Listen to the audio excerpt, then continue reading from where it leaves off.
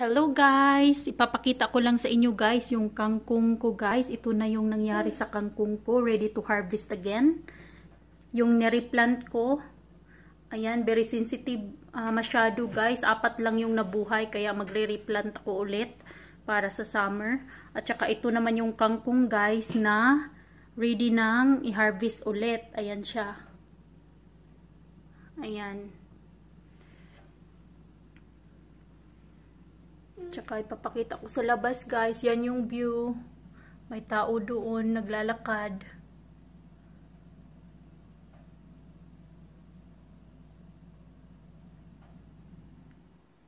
Walang mga building masyado. Kasi sa park to. Dito to sa park. Park view. At saka yung kangkong. Yan, ipapakita ko lang sa inyo guys. Na kahit winter, pwede rin mag-grow ng kangkong at makaka-harvest din kayo. Isang pail lang ang tinanim ko kasi nga winter time. Hindi ko alam kung mabubuhay ba siya. But yeah, they are alive. They grow even the winter time. As long as you place it in the sunshine in the morning. That's the one they like. So this is how it look guys, my kangkong. So ready to harvest again and cooked it. And I will replant more kangkong ready for summertime because summer is in the corner, almost summertime. So yeah, this is the one that I replant and it grow already 4 pieces. So kung magtatanim kayo dito ng 4 na pail, pwede na yun, 'di ba? Marami nang ma-harvest.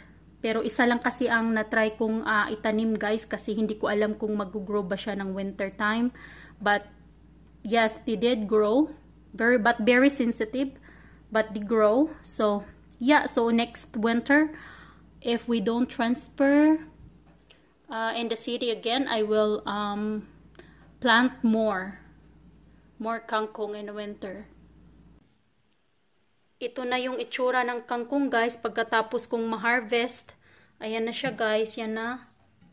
At saka yung isang pail na 4 lang yung nag-survive nang nireplant ko. So magre-replant ako ulit guys. Itanim ko dito sa gilid-gilid para ready for summertime. Ayan na siya guys.